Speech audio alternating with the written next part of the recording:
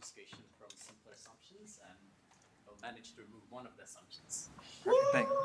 Thank you for the introduction. So today I'll be talking about some joint work with Seon, who's here. Where is he? There he is in the green shirt. And Vinod, who's not here. All right, let's get started. So unsurprisingly, this talk will be about obfuscation. And okay, I don't know what you dream about. Could be various things. I personally dream that we can compile programs in a way to preserve functionality, but release the program, but only reveal black box behavior of the program. We saw in the previous talk, you can have one-way compilers, and it's an extremely powerful object. And unfortunately, we live in reality, in a world where this is impossible, at least in general, in the standard model. So we settle, in quotes, for a weaker notion of indistinguishability obfuscation. And we saw these things in the last talk as well, but let me just quickly recap. I'm going to think of an obfuscator O as an algorithm that takes in circuits and outputs circuits with the guarantee that if you compile a circuit, the input-output functionality better be exactly the same. And moreover, there's an indistinguishability property that if you take in two circuits that are functionally equivalent, C0 and C1, then the obfuscated circuits should be computationally indistinguishable.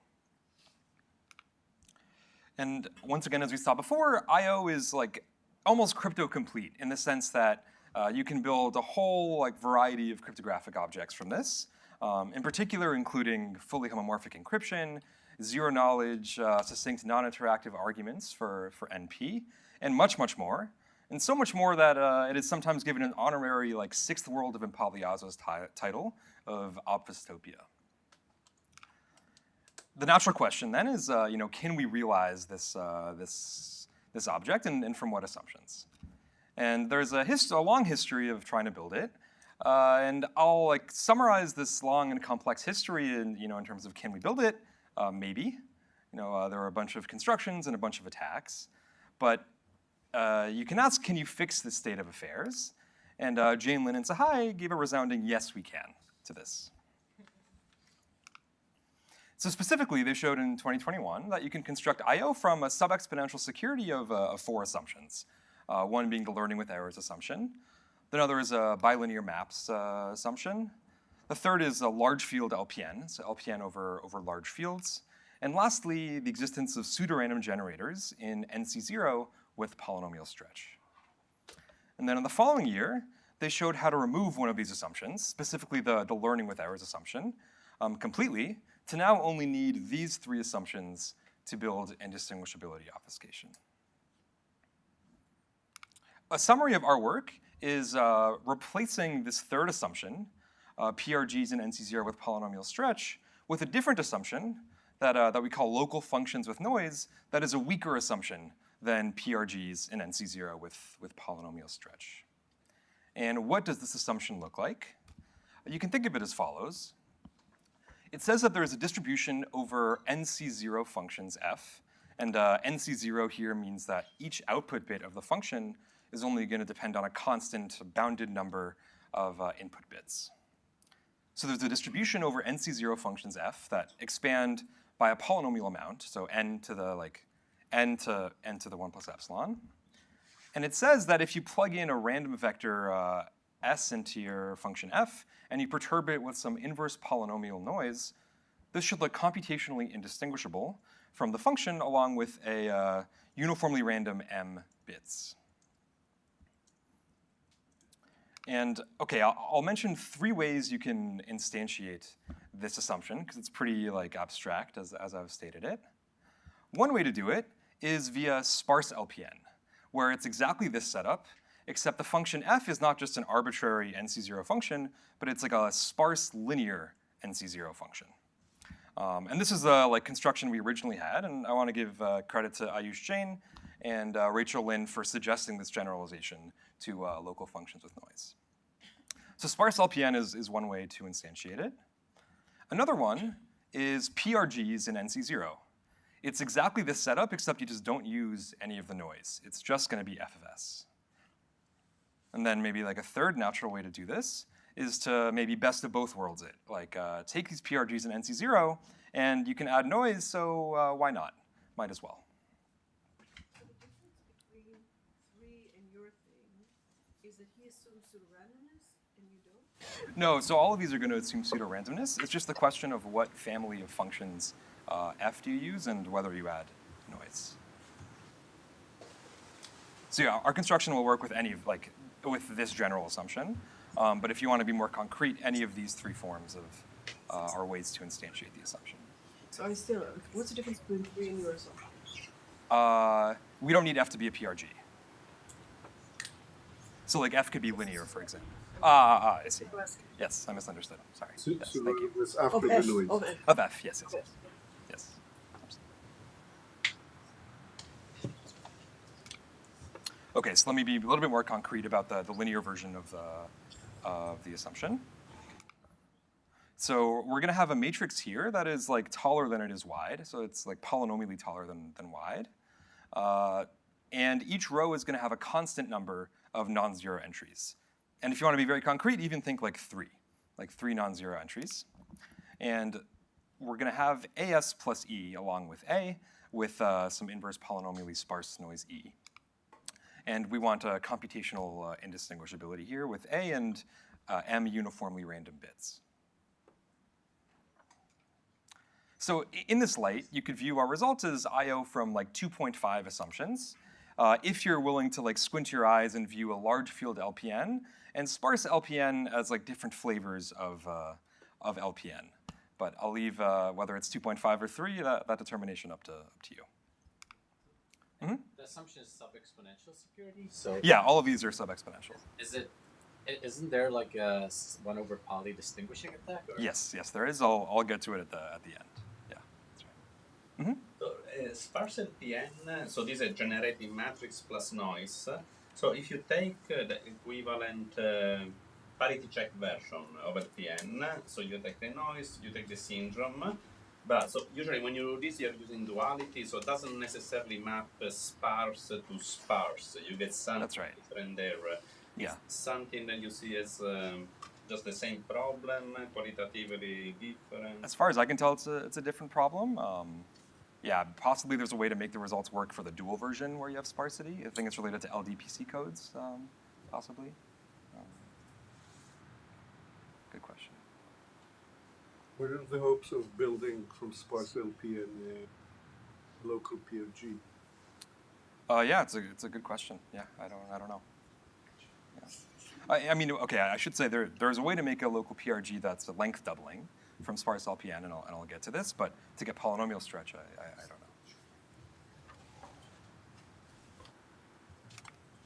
Okay, so as we saw in the previous talk, a very useful tool in building indistinguishability obfuscation is functional encryption, which roughly speaking is like public key encryption, let's say, but with the idea that you can have function keys, so secret keys corresponding to a function f, that allow recovery of f of x, where x is your plain text message, and only reveals f of x in some sense.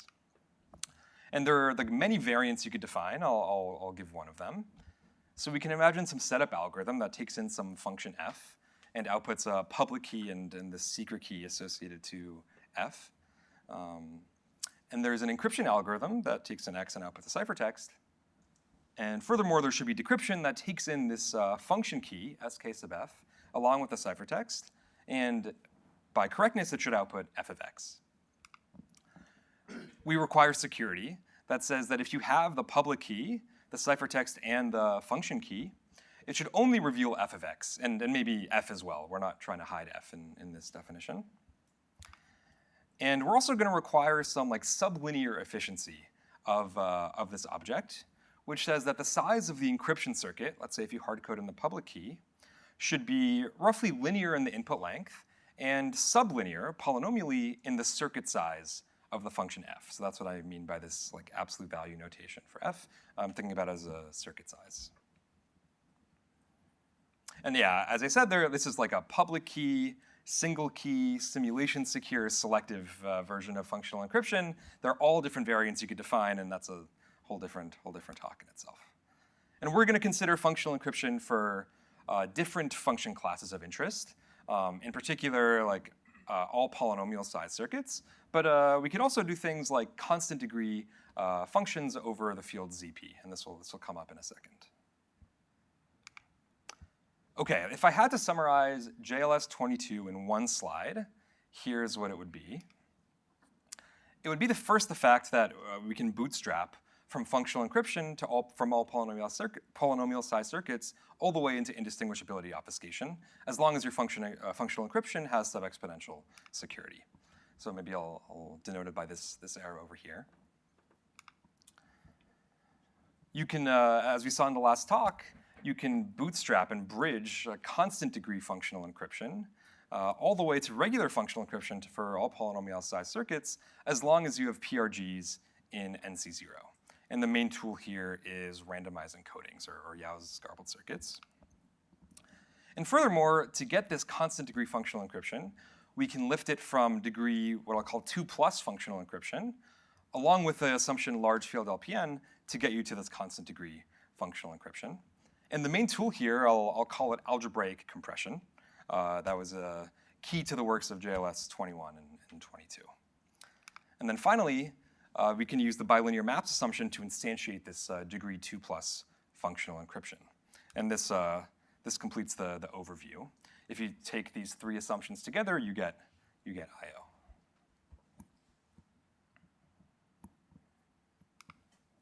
What we do is we use the exact same template, and we just weaken this assumption of PRGs and NC0 to local functions with noise. And first I'll talk a little bit about this part, because the techniques are going to be useful. So how to get from degree 2+ functional encryption to constant degree functional encryption using the large field LPN assumption. Okay, what is this plus doing here? Like what is degree 2+ functional encryption? It's going to be functional encryption for polynomials f that have a particular structure. And I'm going to think of it as having two inputs, a public input, pi, and a secret input, si. And we're going to require that the function is a degree 2 function in the input si, in the standard way. And then we're going to allow constant degree computations in the pi, the public input, but with the caveat that the functional encryption is not promised to hide pi. Like pi could be output in the clear.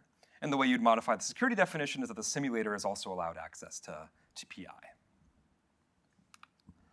And it turns out that through a nice sequence of works, this object exists under certain bilinear maps assumptions. And so, but to get all the way to constant degree functional encryption, we're going to need a new assumption, which is large field LPN. And what is large field LPN going to look like? It'll be very similar to the sparse LPN assumption I stated earlier, with a few differences. One of them being that the rows of A are going to be dense now instead of sparse. Like most of the entries in any row are going to be non-zero. We're also over ZP here instead of Z2. We're going to allow arbitrary polynomial samples. And yeah, besides that, the structure is going to look very similar. The error is still going to be sparse. It's just that A is now dense instead of sparse. And yes, the assumption is that this is going to be computationally indistinguishable from A and M uniformly random elements in ZP, or N uniformly random elements in ZP. So the idea is to use some limited homomorphism properties of LPN to convert degree 2+ functional encryption to constant degree functional encryption. And we saw this a little bit in the previous talk. But a very quick summary is on input X, we're going to set the public input and secret input as follows. The public input is essentially going to be a ciphertext of X under LPN, which is going to hide X, and so therefore it's fine to release PI. We don't care that the functional encryption leaks PI because it's already hiding X. And then the secret input is going to consist of the LPN secret S, but tensored d over 2 times, which is just a fancy way to say it's going to include all monomials in S up to degree d over 2. And later ahead, this will be so that if you do any degree 2 computation on S, you can recover any degree d function, any degree 2 function on Si, you'll get any degree d function of the underlying secret vector S. So this structure allows for some homomorphic decryption task in the following sense. Say we have some function f that's degree d. It turns out you can do homomorphic decryption here in a way that's degree D, which is, think of D as a constant, degree D in the public input, but degree 2 in the secret input. And what is the decryption going to look like? We take in the PI, we take in the SI, and we're just going to compute F, or the same function we started with, on B minus AS. So let's pause here for a second. Let's make sure that this thing really is degree D in PI and degree 2 in SI. The point is B and A are included in the PI, and F is a degree D function, so it'll be degree D in PI. But then in terms of S, it'll also be degree D, but since we're given SI, which is all degree D over 2 monomials, this is going to be degree 2 in SI. And if you expand this out, this is the same thing as f of x plus e, where e is some sparse noise. And assuming f satisfies some mild locality properties, as well as being degree d, this is going to be equal to f of x perturbed by some different sparse vector e prime. So this isn't actually homomorphic decryption, it's like approximate homomorphic decryption. And how do we correct this sparse vector e prime? As we heard in the last talk, releasing this vector e prime is not going to be good. You can totally break security. So we need some way to hide it. And maybe you want to hide it by putting it in the secret input. Sorry. So when you say decryption here, you mean decryption, you mean computing Functional. f of x? Yes. So Yes. F somewhere in this. Yes, absolutely. The middle row. Some kind of homomorphic with respect to f. Yeah. So if we just like include the whole vector e prime, we're going to lose the efficiency property because now the input is already as big as m, and that's not good. What would have changed if you had just included all degree D monomials? Nothing. So, but then you could just use linear? Yes. Yeah, the only reason I'm doing it this way is because later we'll actually need degree 2. Okay. But yeah, here you're totally right. We only need degree 1 in SI. Yeah, that's right. So right, if we write the error vector e prime in full, is not going to be efficient. But okay, e prime is sparse, right? We can compress this vector. And so, okay, a natural way, if you ask me, of how to compress a sparse vector is just write the list of the non-zero entries. But if you were to do that, this expansion into a vector is not a degree 2 operation. And so that's also no good. And so the question becomes, how can we compress this e prime so that the decompression operation is degree 2? And can we do it? The answer is yes, and this is a key technical ingredient in JLS 21 and JLS 22. The main idea is to interpret the sparse vector e prime as a sparse square matrix. So like we can write e prime like this. Think of it as a root m by root m matrix. And let's say the parameters are set up so that the number of non-zero entries is like less than root m by some polynomial amount. This thing as a matrix over ZP is going to have low rank. In particular, its rank is going to be less than the square root of m, which means you can have a low rank decomposition of it into a product of two matrices u and v, each of which whose size is a little bit compressing, in the sense that the total size of u and v, if you put it together, is going to be sublinear in M. And Sorry, that was just a little bit faster. So here, just to like understand, Yep. the fact that it's low rank is additional structure. Like a sparse matrix, if it's sparse enough, is always going to be low rank. But Yeah. there's, like, also further low rank additionally to being sparse, or it's just like sparse because it is like just sparse, yeah, low rank because it's sparse. Thanks. Yeah. More concretely, the decomposition is what we had in the last talk. Like you can, like the rule, yeah, it's the same thing. Can you remind me where we're using the fact that the field is large? It's only because we have degree 2 functional encryption over large fields. Oh.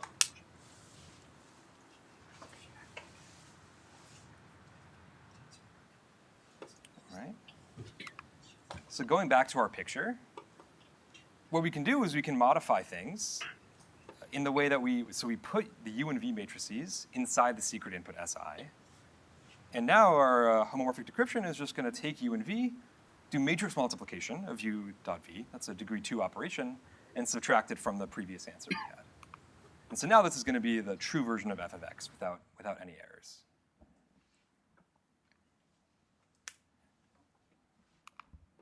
And okay, there are a lot of subtleties here that I'm hiding, but that's just for like cleanliness of the exposition. It turns out there are like technical difficulties in doing it just as I stated, and there's a lot of work to get around this. But for the moment, let's ignore them. Mm-hmm. So, is this for a specific function f, which is degree d? Yes. And how is the secret key affected by it? Good. So so this is only for a particular function f. So it's like a very specialized form of decryption that's specific to f, and it'll impact the choice of u and v, and in that sense, it'll be influencing the secret. So it's U sub F, V sub F. Yes. Okay. Yes.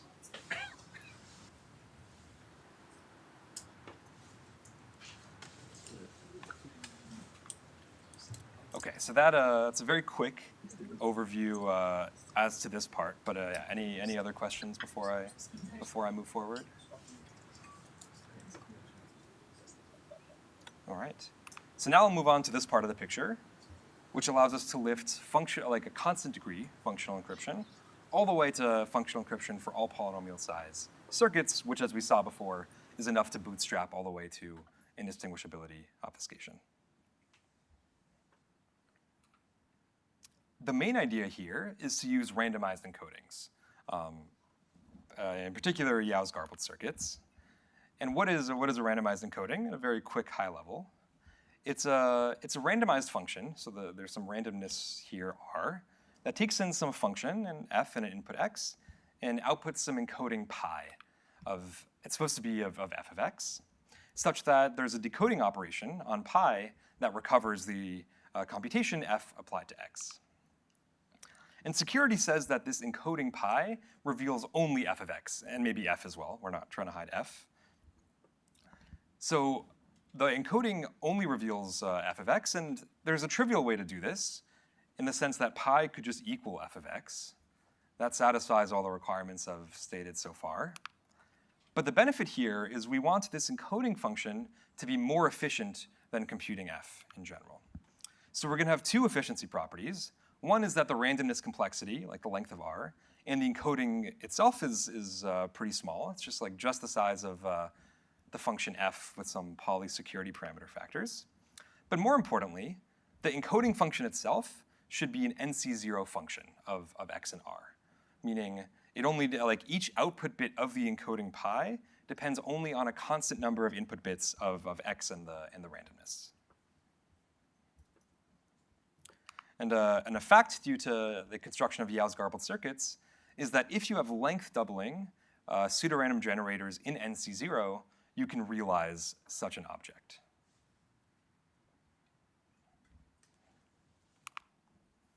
And so a natural approach here is to convert any arbitrary poly-size function into a constant degree one via these randomized encodings. So let me spell it out.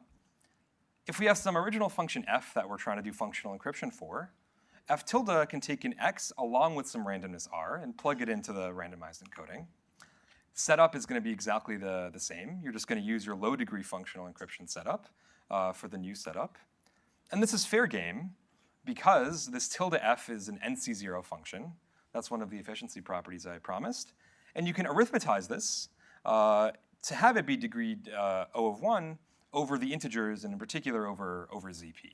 So there's like an arithmetization step that's happening here under the hood, but it's fair game. For the encryption, we're going to use the low degree encryption where you also add a randomness R for the randomized encoding along with your input X. And then decryption will have two steps. The first one is just the decryption of the low degree functional encryption. But then we're going to do a decoding step because we've computed just a randomized encoding of the computation. You have to run decoding to get back your original f of x. And the upshot here is that this randomized encoding step allows you to turn an arbitrary function f into something that's O of 1 local or constant degree while preserving security. So that's the benefit. But there is an issue. Does anyone see the issue?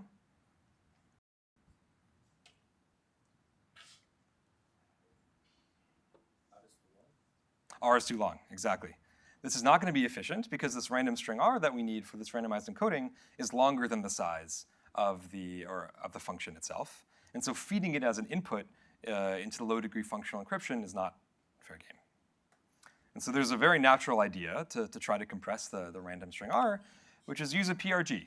Use a PRG with polynomial stretch. Yeah, just plug it in. Why not? So instead of taking in a randomness R, you'll plug in some seed, and you'll first run a PRG on the seed to expand it to the full randomness, and then run your randomized encoding. Yeah, very natural idea. At the encryption step, all that's changing is that you're sampling a seed of length sublinear in F as opposed to the full random string. So now this is sublinearly efficient because we can sample a short seed efficiently. But there's a catch, which is that this PRG has to be a constant degree PRG. Because otherwise, then this like tilde F is not fair game to plug into the low degree functional encryption. Okay, so let's, and yeah, if you have this object, then there aren't any catches, this works.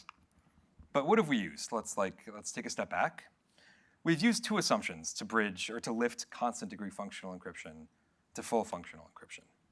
We've used a length doubling NC0 PRG to instantiate Yao's garbled circuits with the locality property that we wanted. And we also have a polynomial stretch constant degree PRG. What JLS do in 21 and 22 is that they notice that a NC0 PRG that has polynomial stretch suffices for both of these objects. Your polynomial stretch is much more than length doubling, so it definitely satisfies the first one. And the second one just follows by arithmetization. If you have an NC0 PRG, it's also a constant degree PRG. So this is sufficient, but this is overkill. That's what we notice. LFN, it turns out, is going to suffice for both of these primitives. The first one is that, as I briefly mentioned before, Applebaum, Mashai, and Kushlevitz show that the LFN assumption implies a length doubling NC0 PRG. So we're good on that front. And then for the second object, we're going to relax it even further. So we don't know how to build a polynomial stretch constant degree PRG from LFN, but we're going to do a structured seed polynomial stretch constant degree PRG. And what does this mean? It means that we're now going to have a seed sampling algorithm that outputs some seed sigma, as long as the seed sampling process is efficient. So like the size of this circuit, seed sample, is sublinear in M. And the PRG, we want it to have a good degree and small locality for technical reasons. And of course, we want pseudorandomness. If you apply PRG to the seed sigma that we've sampled, it should be pseudorandom. And why is this okay? It's like as simple as it can be. You just take this exact approach, and instead of sampling the seed sigma from a small uniformly random string, you're just going to run the seed sampling algorithm. And as long as the circuit size of seed sampling is small enough, you will keep the sublinear efficiency that we wanted.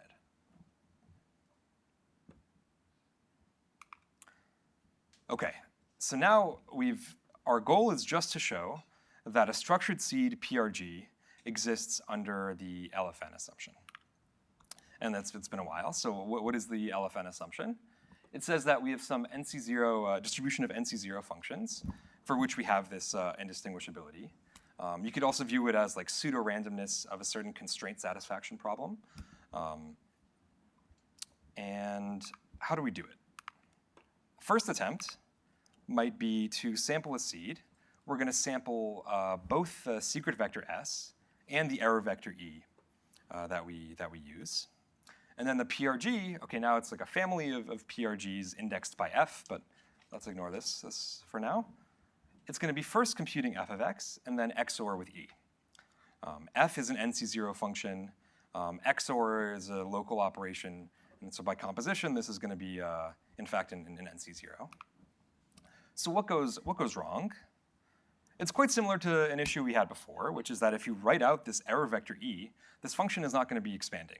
It takes in m plus n bits and outputs m bits, so it's not even getting you any entropy. And okay, maybe you try to compress E because it's a sparse vector. As before, the same issue. If you write it out as some list of values where it's non-zero, the expansion into its vector is not a constant degree operation. And okay, maybe very unsurprisingly, the trick of algebraic compression is going to strike back. Like, this is exactly the tool that we need. We can compress an error vector that's sparse in a way that expanding it back is constant degree. And not only constant degree, it's like degree 2, which is actually more than we need. And as before, we have a matrix. It's sparse, and if it's sparser than root m, just by the fact that any sparse matrix has low rank, we can decompose it into a product of two matrices once again. And so now what's the new attempt? The attempt is going to be the same secret vector S, but now instead of the vector E, we're going to just put the two matrices U and V in there. And then the PRG is going to be the same f of S XOR E, except E is going to be now a reshaping of the matrix multiplication of U and V, which is going to be a degree 2 operation, and therefore a constant degree operation. And just to quickly check the properties, this is going to have constant degrees, as I argued, in small enough locality. It turns out that the seed sampling can indeed be done in sublinear time. You don't have enough time to actually write out the error vector in full, so you have to like implicitly sample it by thinking of its non-zero indices, and there are some technicalities here that we use very similar techniques as JLS22 for. And then finally, of course, it's pseudo-random, assuming the LFN assumption. Did you need small locality? Why was that needed? It's needed because we actually you don't get like full constant degree functional encryption. You only get constant degree functional encryption with some mild locality. One place where this pops up is that we want the error vector to still be sparse after you apply the function to it.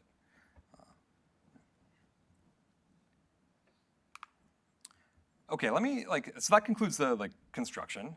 Let me take a little bit of a step back and think about structured seed PRGs here and more generally. So this is not the first time structured seed PRGs pop up as a useful primitive. In fact, JLS21 builds a structured seed PRG with some slightly different properties and uses it as a primitive to build indistinguishability obfuscation. But even more than that, there's this somewhat recent paper that introduces local structured seed PRGs as a useful primitive. So not just a constant degree, but even local. And there are applications to constant overhead secure computation, compact homomorphic secret sharing, and hardness of learning DNFs. And they also give a construction from sparse LPN with various noise distributions. And so the moral of the story here is that if you don't need uniformly random seeds in your structured, in your local PRGs, the set of assumptions you can use are more flexible. You're not confined to using like Goldreich's construction. There's more you can use. And in fact, this relaxation in some sense is necessary. Like it turns out for various sampling tasks, in complexity theory, there's been an understanding of how structured seeds are an important fact, or an important tool. And one thing I want to highlight that's going to appear in stock this year, or this week actually, is that if you want to sample a uniform distribution over a subset of strings that's symmetric, there are exactly 6 distributions that you can sample in NC0 if you have a uniformly random input seed. It's like very remarkable. It's really 6. Up to what statistical distance? Up to some statistical distance. I don't know the parameterization off the top of my head. It's still open. Maybe there's still an open question there about the distance. I'd have to check. I'm not sure. What is symmetric? Symmetric output distribution? You could think of it as uniform distributions over sets of binary strings, where symmetric in the sense that it's like invariant under permuting any of the coordinates. You could think of it as selecting like Hamming weights from 0 to n, and you choose which subset of the Hamming weights you care about and doing the uniform distribution on those Hamming weights. For example, noise distributions for LPN are probably going to be symmetric, in the sense that each output coordinate is going to look the same, at least marginally.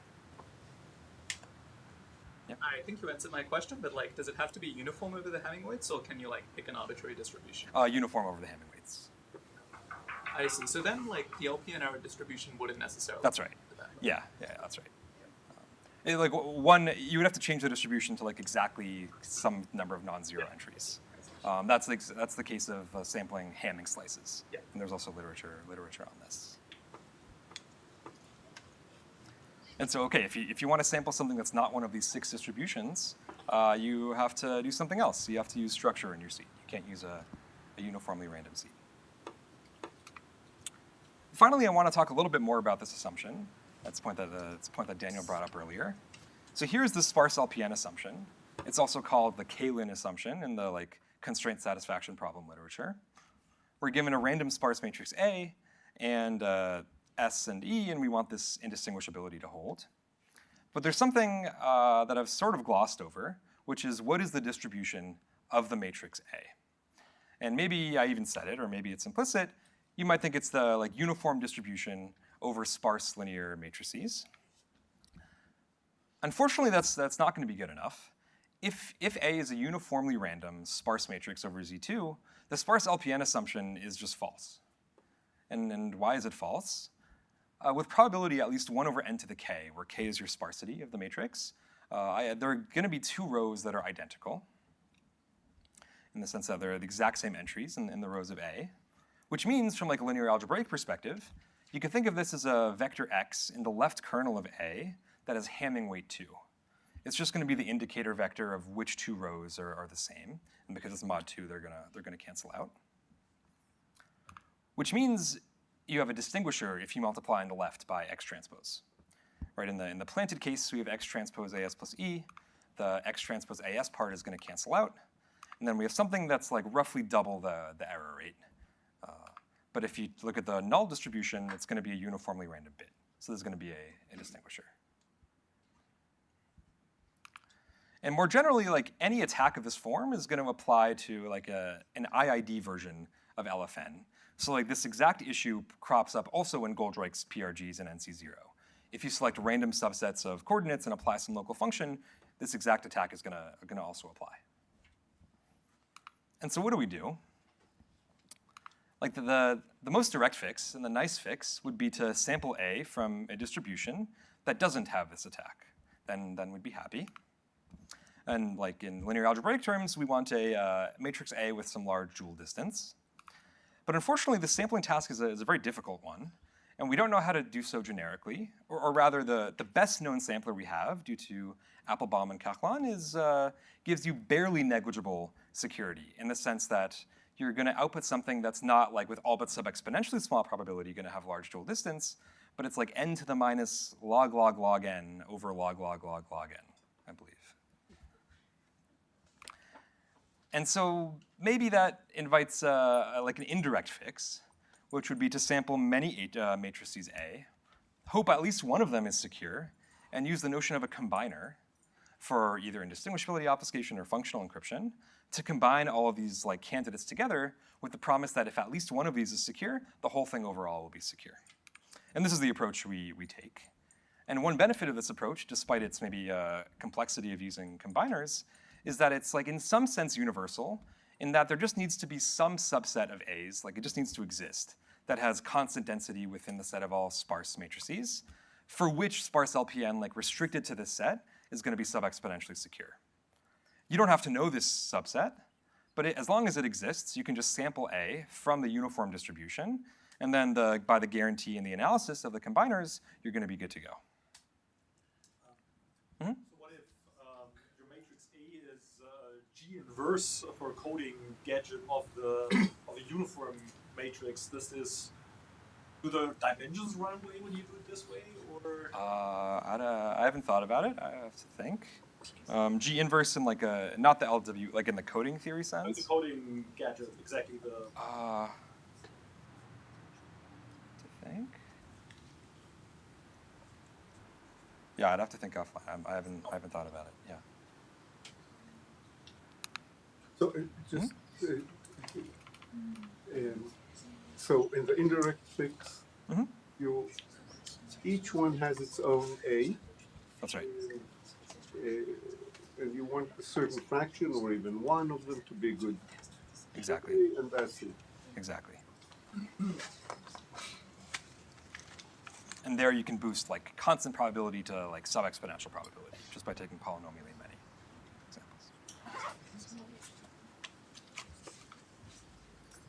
Okay, finally I'll just conclude with some open questions and future directions. one of them, like the obvious, the big one, is what are the minimal assumptions for indistinguishability obfuscation? Can we minimize the assumptions even more? Are there different assumptions under which we can get I/O? Big one is post-quantum I/O. Is there any way to get I/O that's plausibly post-quantum secure? This construction is not, because it needs bilinear maps. Another one is that I/O gives you many corollaries, like fully homomorphic encryption, ZK snarks. And can you get any of these without jumping through all the recursive reductions, garbled circuits, like name whatever you want, it'll be there. Can we get these corollaries without just directly from these assumptions?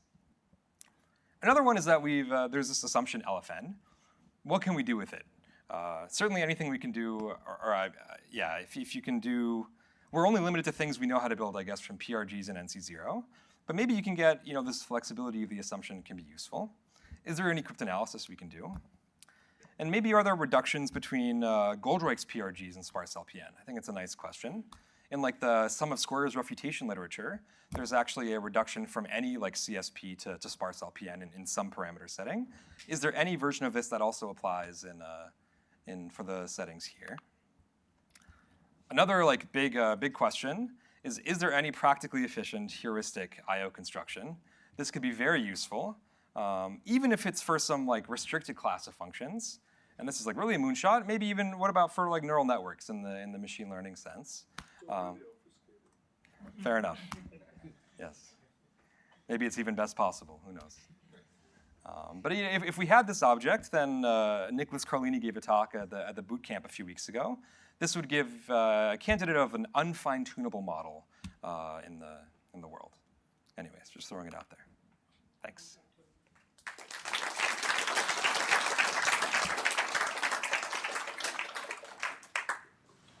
Why would this What? be What? What did you give that function to? I guess all you need is some like non-malleability property. Yeah. It's probably, I guess the point is that like model stealing attacks are always allowed. If in the sense that You were claiming something, or you were stating a question? somewhere in the middle, maybe. No, I guess okay. If you had like a VBB for neural networks, then it should be unfine-tunable. At least you're restricted to black box. Even BBB doesn't give you normalability. Okay, ideal opposite. BB, not VBB. Okay, BB. BB gives you this. Yes. So it's a question, I guess. I'm not claiming any. Maybe benches BB. Yes. Maybe pseudo-random oracle model gives you this. Yeah. Throw in SHA in a neural network. Why not? Yeah. You made this remark about CSP refutation literature. Did you say anything about that? Yeah. Okay. So if you look at like the LFN assumption, let me go back.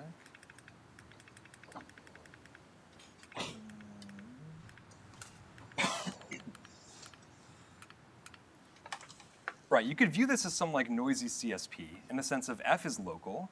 You could think of S as think of S as like your assignment to variables in like SAT or something. F could be an and you're given F of S, like you're given all the constraints that you need to satisfy with some noise E. There's a natural solution question of can you find a solution? Here we don't want that. We want a like pseudo-randomness assumption for CSPs. Does that make sense? But you said this is like complete in some sense for. That I see. Yeah, okay. I have to remind myself. I think it's in the setting of like refutation, like sum of squares refutations. You could take any predicate that's local and you reduce it to K-lin by looking at the Fourier expansion of the predicate. I believe that's right. Yeah. Okay, great. So when you talk about the direct approach to getting rid of this effect, does that and you said there's the sampler that kind of works with. Yes. Do you have to make a new assumption about like sparse LPN with the sampler? Absolutely, yeah, exactly. Yeah, that's another benefit, I guess, to doing the indirect approach is that it seems like it needs a weaker assumption. But yeah, we do need ultimately some assumption on which distribution of sparse matrices does sparse LPN hold or LFN hold. That's right. Using a PRG with the inverse only distinguisher as a primitive, this is the abstraction of the indirect approach. Because this you can still conjecture for sparse normal sparse LPN that there is an inverse Pauli distinguisher. Yeah, it's all right. I didn't quite follow. What was the? Saying that if you relax pseudo-randomness, Ah. distinguishability up to 62%. Yes. Yes. Is this good enough? Yeah. Yes. Maybe this is the right primitive. Sure. Yeah. Makes sense. Yeah, you can even index it by the locality. You can like, can you get all the way up to n to the k or n to the k over 2? That's a good question.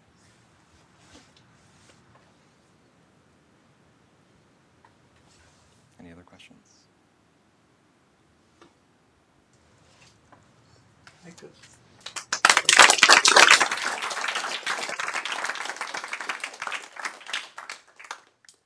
So we have a break for lunch, and we'll start again at 1:30. There's a 1 and only 1 p.m.